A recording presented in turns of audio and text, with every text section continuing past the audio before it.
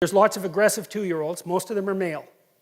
And if they stay aggressive past the age of 4, they tend to be lifetime aggressive. They make no friends, they're outcasts, they're much more likely to end up antisocial, criminal, delinquent, and in jail. And so your kids need to be socialized between the ages of 2 and 4. And that's particularly true for the more aggressive males. And most of the aggressive 2-year-olds are male. And that isn't socialization, by the way. So there's a more, more abstract representation of the same sort of thing. And I'm trying to make the case that the hierarchy of authority emerges out of a game-like matrix, an underlying game-like matrix. And that's one of the things that's so brilliant about Jean Piaget. He figured that out. It's so smart. And he was interested in the biological origin of morality. And he identified it, he traced the origin to play and the emergence of morality out of play. And it's so smart. I just can't believe how smart an idea that was. Because it's the bottom-up construction of morality. Now, Piaget was a constructionist and to some degree a social constructionist. He underestimated the role of biology. But that doesn't invalidate his theory. It's really easy to put a biological underpinning underneath Piaget's theory. We know the biology well enough to do it quite nicely now. So, I mean, the fact that Panksepp, for example, could identify the play circuit is a really good start with that, right? Because play has been around so long that we have a circuit that's dedicated to it. Here's something that's cool about men. Men are much more criminal than women. And that, by the way, that does not look like it's sociocultural, partly because it peaks when testosterone kicks in around 14, like it just spikes the hell up, and then it stays pretty high until about 27. And so standard penological theory, for those of you who don't know this, is that if you have a repeat offender, a guy who just won't stop getting in trouble, you just throw him in prison until he's 28. And it isn't like you're rehabilitating him or anything. It's like by 28, he's done with his criminal career because the crime curve peaks at 15 and then falls down around 27 or so, it burns out. And that's often, by the way, that's often when men get married and settle down and stabilize. One of the things that's cool about that is the creativity curve for men is almost exactly the same thing. It ramps up when testosterone kicks in, and then it starts to flatten out around 27. The curves match very, very closely. So that's quite cool. It's the creativity element of it that I'm particularly interested in, because creativity is, in many ways, an attribute of youth. And look, I mean, if you looked at that sentence and you stripped it of its religious context, what you would say is that, well, the older people use the younger people to generate creative ideas and renew the world. It's like, yeah, that's what happens. And we also have no idea how many of the things that we discovered or invented as human beings were stumbled across by children and adolescents. Because they're much more exploratory. They're less constrained by their already extant knowledge structures, and they're less conservative. So, yeah, that seems just right to me. So, and right in an extraordinarily important way.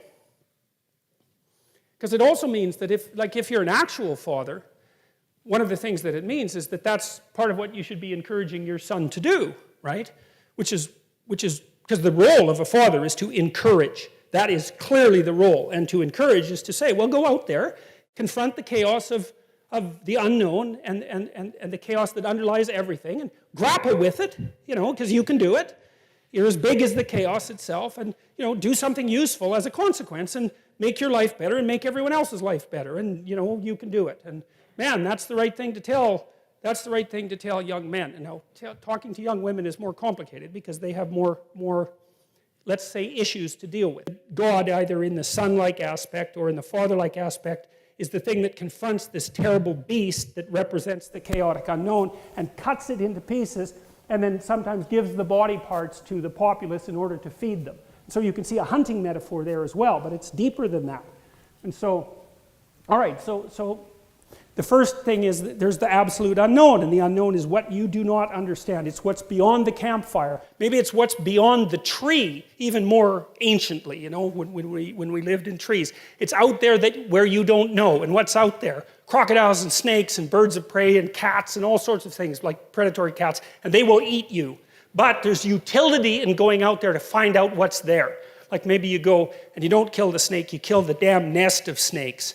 And that makes you pretty popular, just as you should be. And that accelerates your reproductive potential, let's say. And we're descended from people who did that. And so we have this notion about how the world is structured that's deeply embedded in our psyche. Like really, really deeply, way, way down, way below the surface cognition. Way down in the limbic system, in these ancient parts of the brain that are like 60 million years old or 100 million years old or older than that. Ancient, ancient brain structures.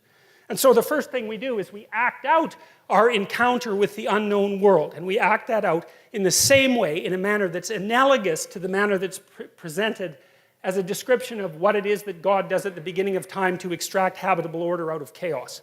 Life is hard, it's chaotic, it's difficult, it's really definitely a challenge.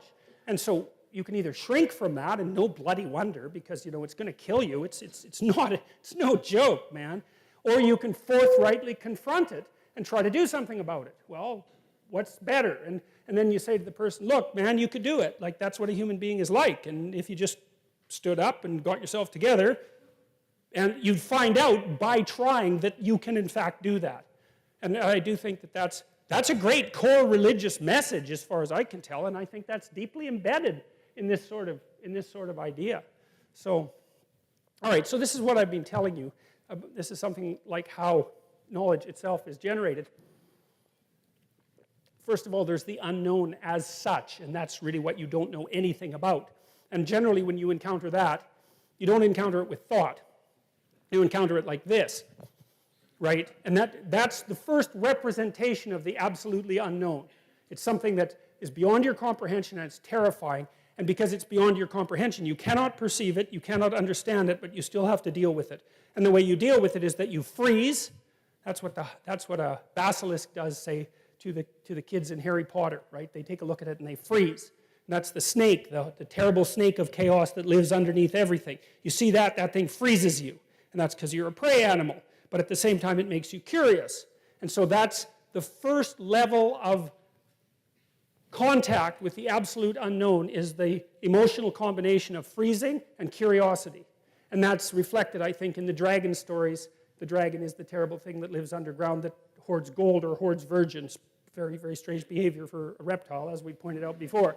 But the idea is that it's a symbolic representation of the predatory quality of the unknown combined with the capacity of the unknown to generate nothing but novel information. And you can see that as very characteristic of human beings, because we are prey animals.